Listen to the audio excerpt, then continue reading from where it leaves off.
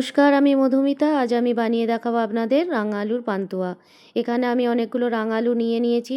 ভালো করে ধুয়ে 3টে সিটি দিয়ে নিচ্ছি। খোসা সমেত সিটি দিয়েছিলাম, এখন খোসাগুলো ছাড়িয়ে ভালোভাবে হাতে করে ম্যাশ করে নেব। এটা একটু ঠান্ডা করে ম্যাশ করতে হবে, নয়তো হাত পুড়ে যাবে। এখানে আপনারা ভালোভাবে সুন্দরভাবে ম্যাশ করে নেবেন। দেখুন কতটা সুন্দরভাবে সেদ্ধ হয়েছে, হাতে করে সুন্দরভাবে ম্যাশ করা যাচ্ছে।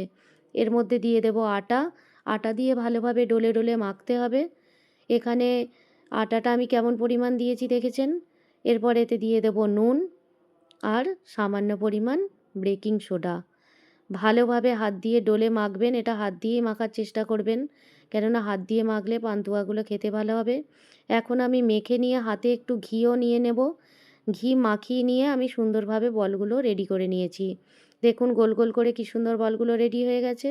এখন আমি গ্যাসে চাপিয়ে দিচ্ছি একটা কড়াই। কড়াই দিয়ে দিচ্ছি সাদা তেল আর অল্প পরিমাণ ঘি। ঘি আর সাদা তেল ভালোভাবে হয়ে গেলে বলগুলো এক এক করে আমি তেলের ওপর দিয়ে দেব। গ্যাসের আঁচটা কমিয়ে রাখবেন, নয়তো পুড়ে যাবে, ভালোভাবে ভাজা হবে না, ওপরটা লাল হয়ে যাবে, ভেতর থেকে কাঁচা রয়ে যাবে।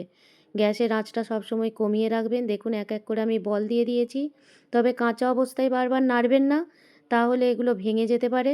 একটু ভালোভাবে ভাজবো। দেখুন এখানে আমি লাল লাল করে ভেজেছি, তবে আর একটু বেশি লাল করে ভাজতে হবে। দেখুন সুন্দরভাবে লাল লাল করে ভাজা হয়ে গেছে, একদম দোকানের পান্তুয়ার মতন লাগছে দেখতে। দেখুন এরপর আমি আবারও কড়াই চাপিয়ে দিয়েছি। কড়াই দিয়ে দিয়েছি জল আর একটি এখানে গুড়ের রস তৈরি করে নেব। দেখুন এখানে আমি খেজুর গুড়ের পাটালি নিয়েছি। এই পান্তুয়ার বিশেষত্ব হলো গুড়ের রসে ডোবানো। চিনির রসে যেমন হয় দোকানে, সেভাবে নয়, এটা গুড়ের রসে ডোবাতে হয়।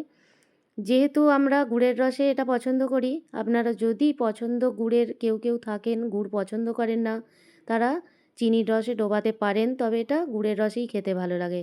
দেখুন অনেকক্ষণ আমি এটা ফুটতে দিয়েছি। ফুটে ফুটে একটা রসের মতন একটা হালকা চিটচিটে মতন এসে গেছে। হাতে করে চেক করে নেবেন এভাবে। খুব একটা চিটচিটে হবে না, চিনির মতন। তারপর আমি দিয়ে দিয়েছি পান্তুয়াগুলো। দেখুন বলগুলো আমি এতে দিয়ে দিয়েছি, দিয়ে ফুটতে দিতে থাকবো। আমি গ্যাসের আঁচটা কমিয়ে ঢাকা দিয়ে দেব। আর আমি যেহেতু ওপর থেকে রস পাচ্ছে না, একটা হাতার সাহায্যে আমি এর ওপর ছড়িয়ে দেব রসটা। দেখুন একটা হাতা নিয়ে নিয়েছি, এর ওপর থেকে এভাবে আমি ছড়িয়ে দিচ্ছি রসটা, তাহলে ওপরগুলোও সুন্দরভাবে রসে ডুবে থাকবে। দেখুন সুন্দর, এত সুন্দর দেখতে হয়েছে, দেখুন মনে হচ্ছে যেন দোকান থেকে কিনে নিয়ে আসা পান্তুয়া। রাঙালুর পান্তুয়া এভাবে বানিয়ে খাবেন আর আমাকে কমেন্ট করে জানাবেন কেমন লাগলো খেতে। আমার ভিডিও যদি ভালো লাগে লাইক করে দেবেন, সাবস্ক্রাইব করে দেবেন। Thank you.